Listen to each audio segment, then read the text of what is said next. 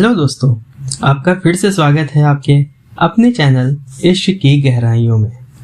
आज की कहानी का शीर्षक है इंतजार का एहसास। किरदारों का परिचय इस तरह है। पहला किरदार एक सीधा साधा युवक रोहन, जो एक छोटी नौकरी में खुश है और जिंदगी में सादगी पसंद करता है। वह बहुत संवेदनशील है और रिश्तों को दिल से निभाता है। दूसरा किरदार एक जिंदा दिल और आत्मनिर्भर लड़की रुचिका, जो जिंदगी को अपने ढंग से जीना चाहती है। उसका स्वभाव मस्ती भरा है, लेकिन अंदर से वह भी एक सच्चे साथी की तलाश में है। दोस्तों, अब कहानी की तरफ चलते हैं।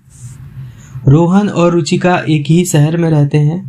उनकी मुलाकात एक पारिवारिक शादी में होती है, जहां दोनों के परिवार एक दूसरे को जानते हैं।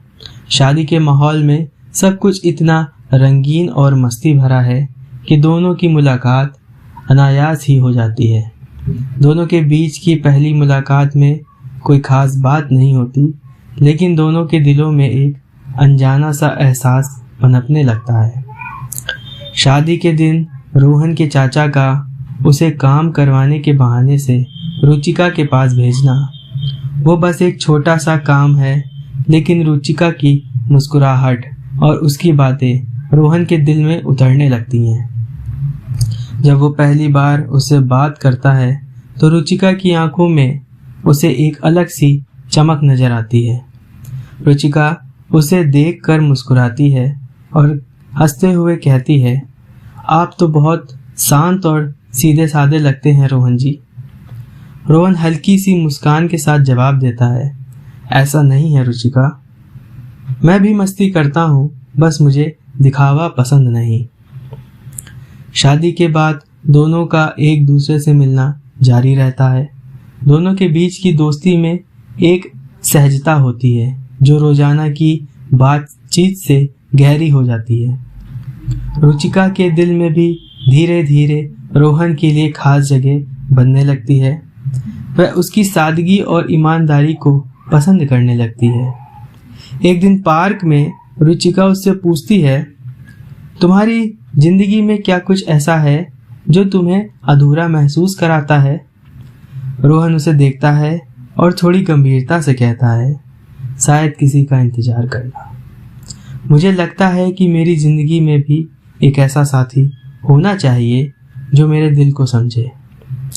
रुचिका उसकी आंखों में गहराई से देखती है और इसके दिल में हलचल होने लगती है। दोनों के मिलने का सिलसिला बढ़ता जाता है। वे कभी कभी एक साथ शहर के पुराने हिस्से में घूमने जाते हैं। वे दोनों बाजार की तंग गलियों में चलते हुए छोटी छोटी दुकानों पर रुकते हैं। एक दिन बारिश हो रही होती है और रुचिका का हाथ रोहन से छूट जाता है। बारिश में भीगते हुए वो एक दूसरे की ओर देखते हैं और दोनों के बीच का मौन सब कुछ बयां कर देता है। रुचिका अचानक कहती है, रोहन, तुमसे मिलकर ऐसा लगता है जैसे मेरी जिंदगी में कुछ नया रंग भर गया हो। रोहन हंसते हुए कहता है, शायद ये वही रंग है जो मुझे भी अधूरा महसूस होने नहीं देता। धीरे धीरे दोनों के बीच एक अनकहा प्यार पनपता है। एक दिन रोहन ने रुचिका को अपने दिल की बात कहने का निश्चय लिया। उसने उसे पास की एक झील में मिलने के लिए बुलाया।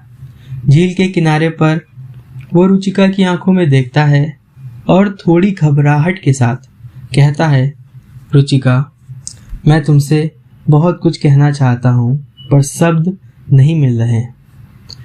रुचिका उसकी बात सुनकर मुस्कुरा उठती है और उसका हाथ पकड़कर कहती है, शब्दों की जरूरत नहीं है रोहन, तुम्हारी आंखें मुझे सब कुछ बता रही हैं। दोनों के दिल एक साथ धड़क रहे होते हैं और दोनों बिना कुछ कहे एक दूसरे के साथ बैठ जाते हैं। रुचिका और रोहन ने अपने दिलों का हाल एक दूसरे से साझा कर लिया। उन्होंने एक दूसरे के साथ अपनी जिंदगी बिताने का फैसला कर लिया। उनका रिश्ता अब न केवल एक दोस्ती थी, बल्कि एक गहरे प्रेम का बंधन बन चुका था। दोनों ने इस सफर की शुरुआत एक नई उम्मीद और प्यार के साथ की। रुचिका ने रोहन से कहा, हमेशा मेरे साथ ऐसे ही रहना रोहन, तुम्हारा साथ मेरे लिए सबसे कीमती है।